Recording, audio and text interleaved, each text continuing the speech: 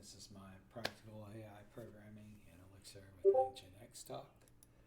I've got the URL here for LangChainEx. This is my first Twitch, YouTube, whatever stream, so you go easy on me a little bit.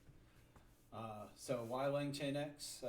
It's based on Elixir. Elixir's an Erlang VM, so it's really good at situations where you've got lots and lots of threads that start and stop abruptly.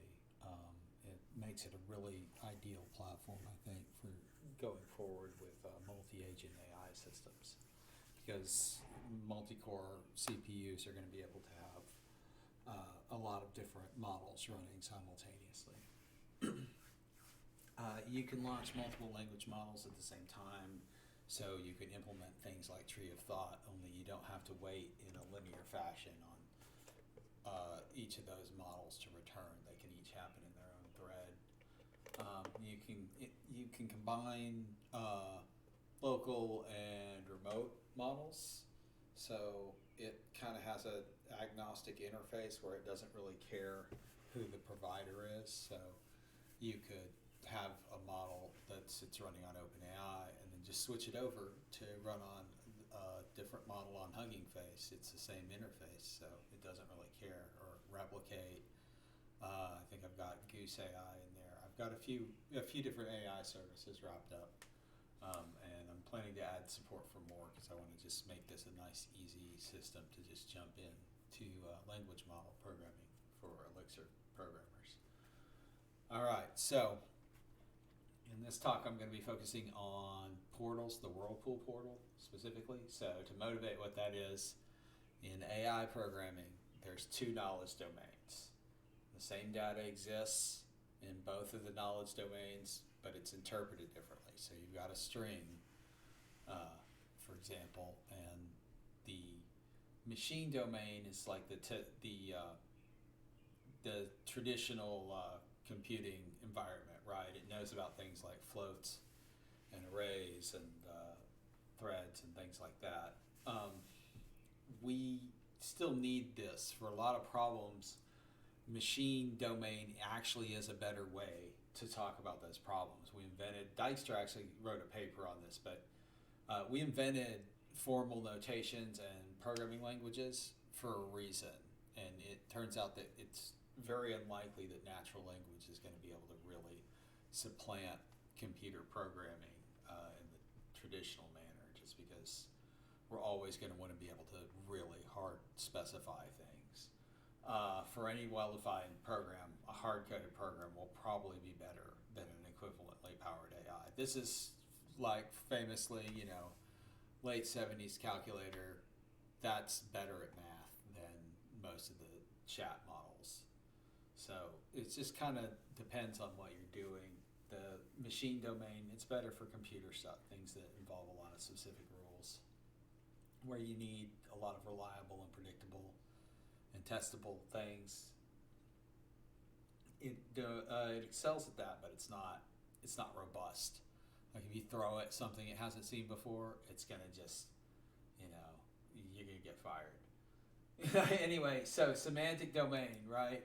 Semantic domain is information encoded in the synaptic weights, right? So it might be in your brain, it might be in a computer brain, but either way, it's distributed information. The information's not stored in one single memory cell in silicon, but distributed across a lot of memory cells or distributed in your brain.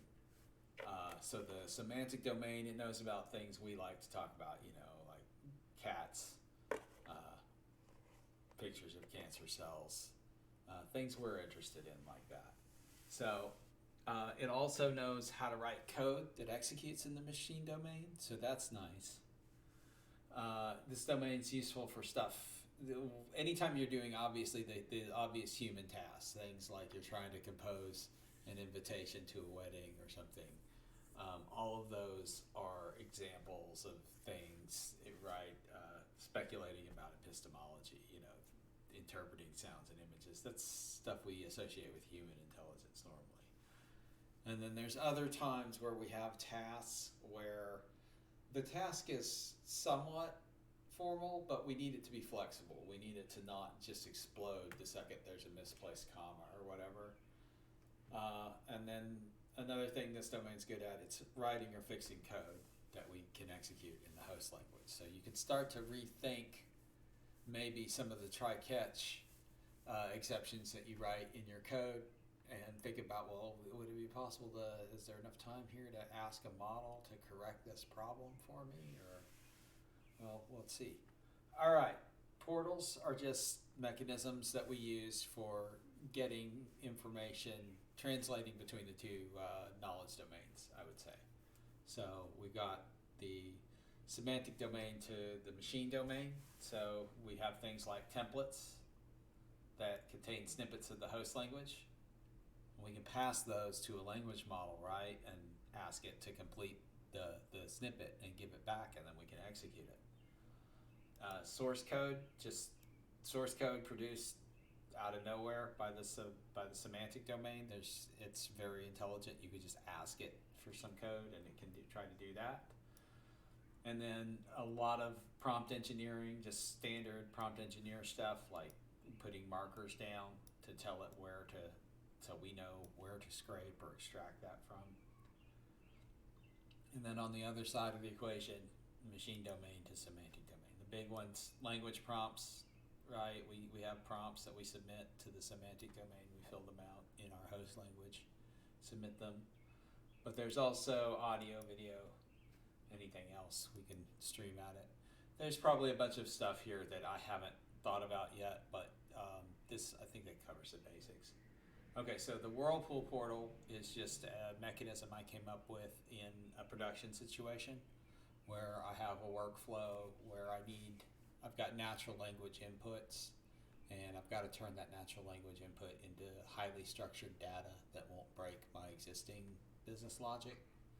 So I'm using this approach to ensure that the data that I'm getting back from my language models will translate into my host language. So the pattern's really simple. You start with a predefined template written in the host language. You try to execute that code in the machine domain and return the outcome. If it works, that's fine. You just get the result back and you move on. But if the code fails, then when we catch the error, we show the code in the error to the semantic domain, right? It's a language model. We show it, here's the code that you wrote. Here's the error that resulted from that code. Rewrite the code for me now. And so it'll do that. It'll actually do that. And then it'll go back to step 2. It'll try that code again. If it works, then we're done. If it doesn't work, it'll keep trying. And of course, there's some caveats on this. I've got, I'll just show you the code that I got for the Whirlpool portal. So we're going to call it with a model. We call it with some code. There's some options for it. But the main thing is that we can set a number of attempts, right, before it gives up. And we can set a temperature. So one of the things that I ran into when I originally did this, we don't want a high temperature initially because we would like for our model to, we want it to not get creative, right? We want it to just do the data that we gave it. But it's possible for these models to get stuck in kind of a cul-de-sac, and they'll just start repeating themselves. And I ran into this very quickly when I was working with this code. So if it repeats itself, it starts to increase the temperature a little bit until it gets to a temperature of 1. But if it doesn't repeat itself, it resets back to the original. All right, so you can see here, check for if we actually failed to get it, right? I have a little debug code I put here so we can just watch it. Here is the evaluate statement, right? This is going to try to evaluate the Elixir code with the given bindings. If there's an error, we're going to get the error message as a formatted string. And then this is kind of the meat of it, the template, the prompt I'm not a prompt engineer expert, so this is just kind of what I've come up with so far. But you could probably improve on this, probably make it, minify it, and make it more correct. It's pretty good. I usually get it to fix the code snippets that I've been passing it within a few tries, usually within one try, actually. But it kind of depends on how complicated the initial Elixir code is that you pass to it, of course. So down here, we just format the template, and then here is where we ask the model. And notice that it doesn't really care how you implemented this model. So right now I'm using an OpenAI, but we could switch it over to something like Hugging Face or whatever.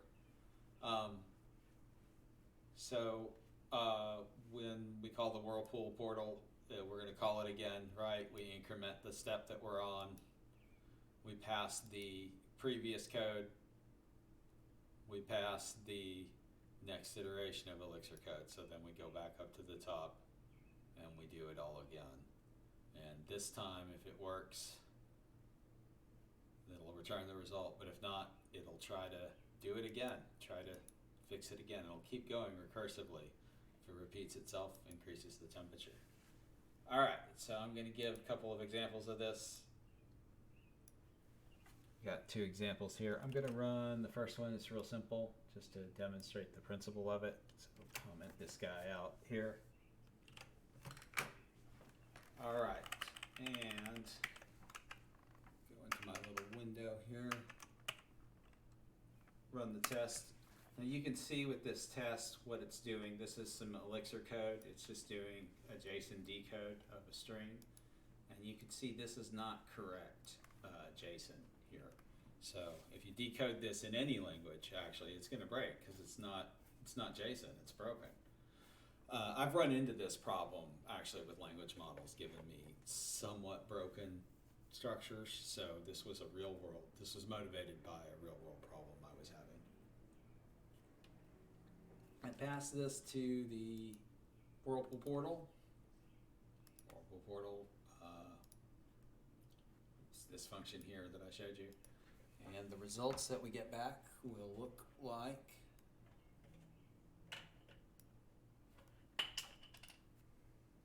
here we go. So first time we pass through it, this is bad code. You can see this is not properly formatted JSON. So it's going to throw an error. When it throws an error, we're going to use LangChainEx to call the OpenAI model. I have it attempting to estimate the price of the language models that you're running in LangChainEx, and then we have a gen server that runs that's called the accountant that keeps track of how much you're spending. So hopefully it'll be easy to price shop your language model providers in the future. All right, so on attempt 1, which is actually attempt 2 in computer science, this is the code that it tried to run. You can see this is actually fixed. So the final result is this is a correct Elixir structure. They have, in Elixir, the structures have the little percentage sign in front of them. All right, so that was our first just really simple example. Let's go to a more complicated example. Comment this guy out. And comment this guy. And we'll run that in command line. You can see with this one, there's a few things wrong with it. It's missing a few commas. It has a few commas missing here. I think it's missing a bracket here. So this is not properly structured JSON. This should crash when you run it. So what I've done is send it to the Whirlpool, and the Whirlpool will make it go around and around and spit it out as a correct version. Uzumaki to Whirlpool reference. Bad joke. Sorry. Here we go. Here's the result of running that. All right, on attempt 0, we ran the initial broken code. Totally broken. Totally doesn't work. spend a little money to OpenAI. Attempt 1, it comes back with this instead, and that is the correct code. So the output after only one iteration has been fixed, and now we have our data. All right, so this has been my demonstration of Whirlpool portals in LangChainEx. I hope to be giving more presentations in the future. Thank you for listening.